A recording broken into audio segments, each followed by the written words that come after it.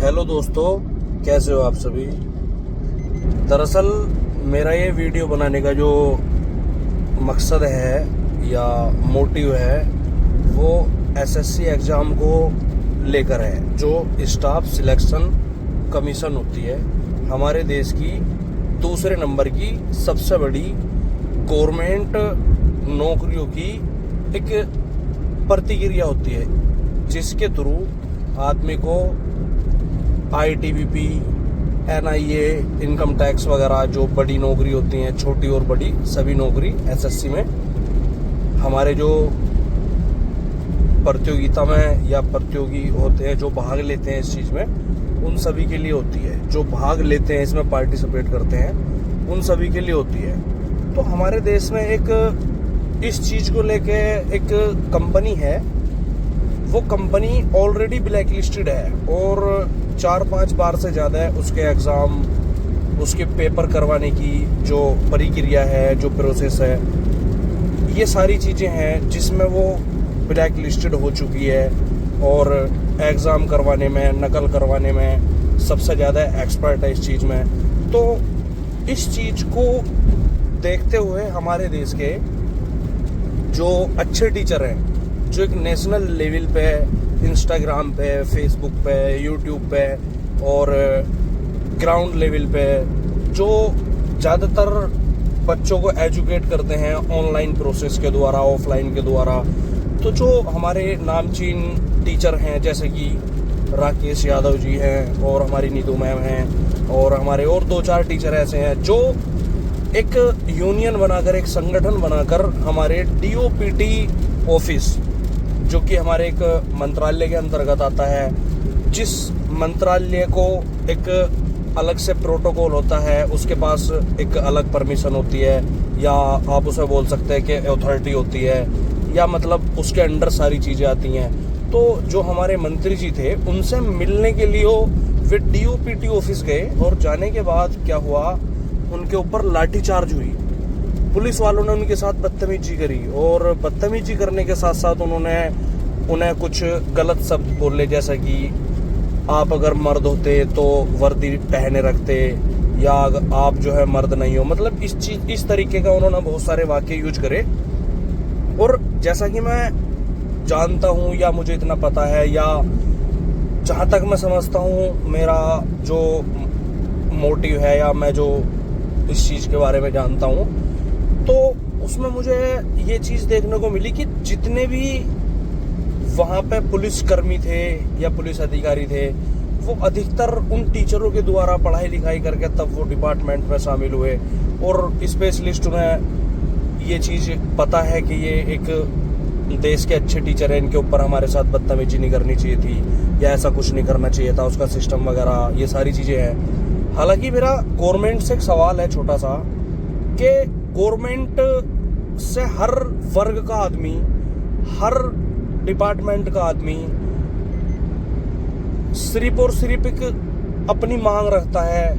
पहले किसान हमारे रोड पाए, फिर हमारे जवान रोड पाए, उसके बाद नौजवान रोड पाए, फिर उसके बाद बिजनेसमैन तक रोड पा गए, क्योंकि जीएसटी वगैरह ये सारी चीज़ें थी जो जिसको लेकर व्यापारियों के समझ में नहीं आ रही थी। नोटबंदी थी, बहुत सारी चीज़ें ऐसी थी जो हमारी गवर्नमेंट इन सब चीज़ों को डाइवर्ट कर देती है, मुद्दों पर बात नहीं करती है, मुद्दों का कोई मतलब नहीं है। सरकारी स्कूल वगैरह बंद करा दिए, तो मतलब बहुत सारी चीज़ें ऐसी हमारे देश के अंदर थी।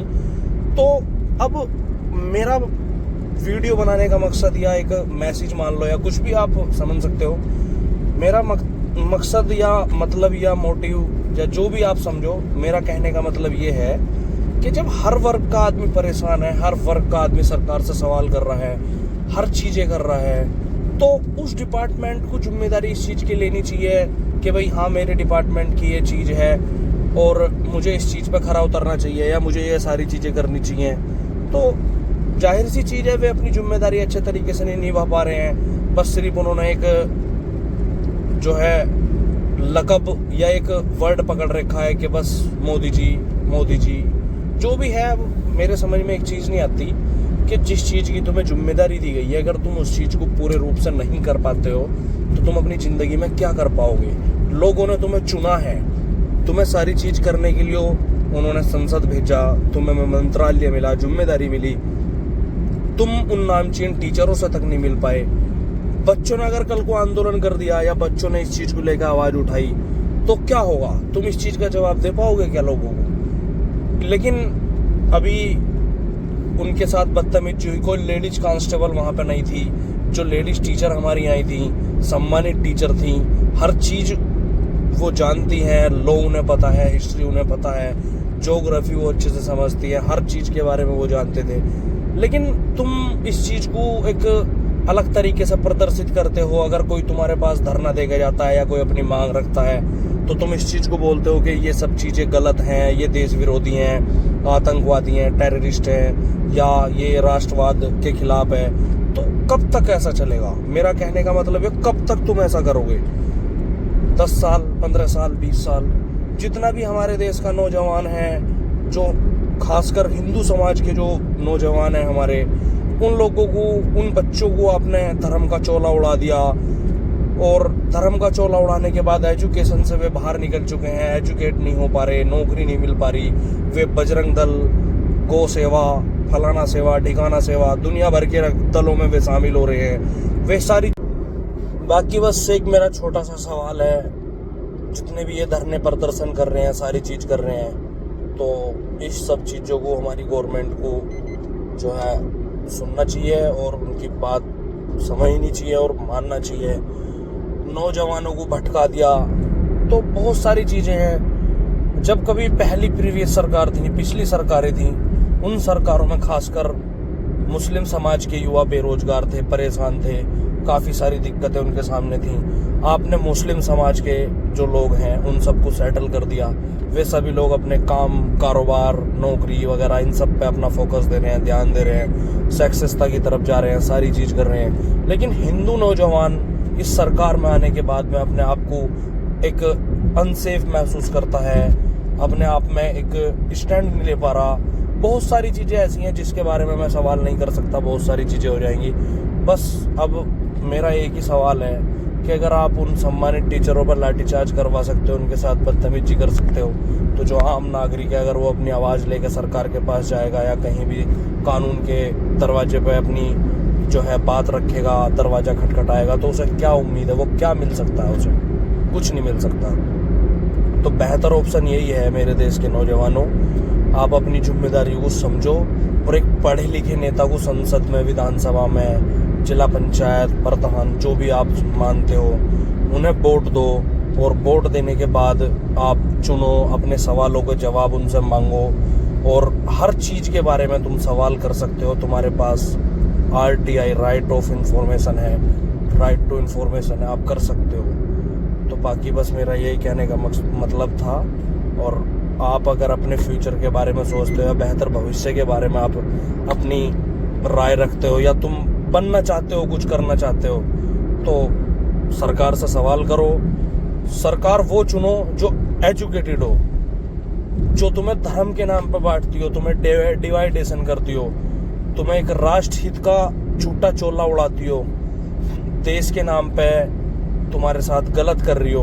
भाई तुम देश की आवाज़ तभी तो बनोगे जब आप किसी सिस्टम में रहोगे, मजबूत रहोगे, गवर्नमेंट को टैक्स दोगे, तभी तो आप रहोगे। और ये चीज़ तब होंगी जब आप काम करोगे, कारोबार करोगे या नौकरी करोगे या किसी अच्छे पद पर जाओगे या अपने देश में, तभी तो आप समर्पित होगे अपने आप में। वरना दुनिया है, बहुत भीड़ पड़ी है, हर चीज़ है, और भी देश है हमारे दुनिया में, सब चीज़ें हैं। चाइना हमारे देश से बहुत बाद में आज़ाद हुआ, आज के डेट में सुपर पावर बनने के लिए ट्राई कर रहा है, लेकिन हम धर्म के नाम पर लड़ रहे हैं। कभी कभी हमारे युवाओं के दिमाग में ये चीज़ डाल दी जाती है कि भाई टेररिस्ट हैं, ये है, वो है। कुछ नहीं है, बस इतना ही कहना चाहूँगा। जय हिंद मेरे दोस्तों। बाकी अपना जो फ्यूचर ब्राइट रखो, सारी चीज़ अपने मेंटेन करो, सरकार से सवाल करो, सबसे बड़ा ऑप्शन ये है। धन्यवाद।